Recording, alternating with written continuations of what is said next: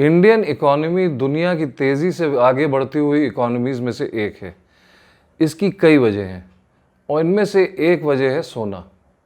मैं आपसे एक सवाल पूछता हूँ, do you know that India is one of the top most countries in the world to import gold? जी हाँ, आपने बिल्कुल सही सुना।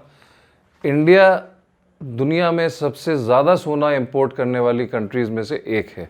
नमस्कार दोस्तों, डीएनपी इंडिया में आपका एक बार फिर स्वागत है। कैसे हैं आप लोग? उम्मीद करता हूँ इस कोरोना काल में आप लोग अपने अपने घरों में सुरक्षित होंगे और खैरियत से होंगे।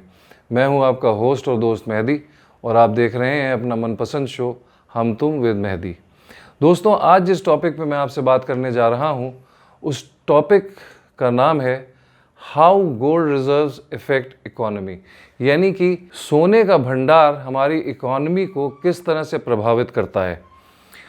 क्या आपको ये पता है कि हिंदुस्तान में लगभग दुनिया के कुल प्रोडक्शन का 40% सोना यानी कि लगभग 1000 टन सोना इंपोर्ट किया जाता है।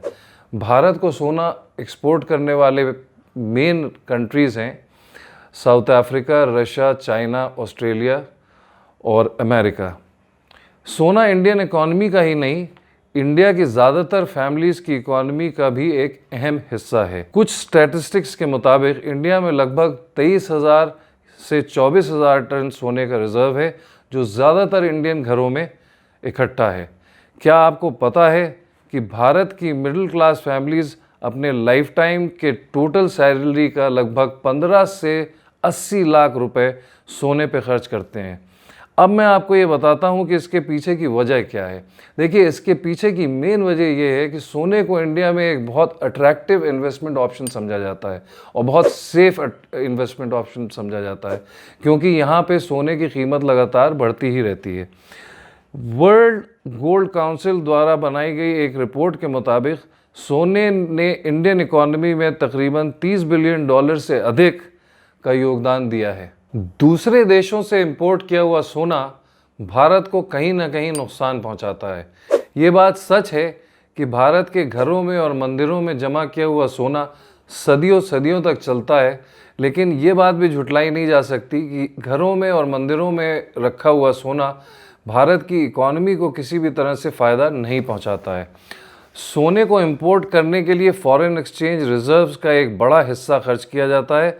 इसकी वजह से वर्ल्ड मार्केट में रुपए की वैल्यू पर असर पड़ता है, जिसके बाद भारत के लोन में इजाफा हो जाता है। भारतीयों की आधी से ज़्यादा सेविंग सोने के फॉर्म में होती है। अगर ये पैसा बैंकों में जमा हो तो भारत की इकॉनमी में बड़े पॉजिटिव इफ़ेक्ट्स देखने को मिल सकते हैं। अपर क्लास और मिडिल क्लास फैमिलीज़ के लोग बचत के तौर पर सोना खरीदते हैं। इसकी वजह से रुपए में गिरावट आती है, जिससे महंगाई होती है और कीमत बढ़ने की वजह से इसका असर गरीबों पर ज़्यादा पड़ता है। इसलिए भारत सरकार ने सोने के इंपोर्ट की मांग को कम करने के लिए सोने के इंपोर्ट पर टैक्स बढ़ा दिया है। भारतीय इकॉनमी के घरों में इनएक्टिव पड़े सोने को बाहर लाने के लिए 2015 में गोल्ड मोनेटाइजेशन स्कीम शुरू की गई थी। इस स्कीम के ज़रिए लोग अपना सोना जमा कर सकते हैं और उस पर इंटरेस्ट कमा सकते हैं। लेकिन इस स्कीम का फ़ायदा तब तक नहीं है जब तक सोने के गहनों को सोने के बिस्किट के फॉर्म में बदल नहीं दिया जाता, और यही वजह है कि ये स्कीम ज़्यादा पॉपुलर नहीं हो सकी। लेकिन ये स्कीम मंदिर हेड्स के लिए काफ़ी फ़ायदेमंद रही थी।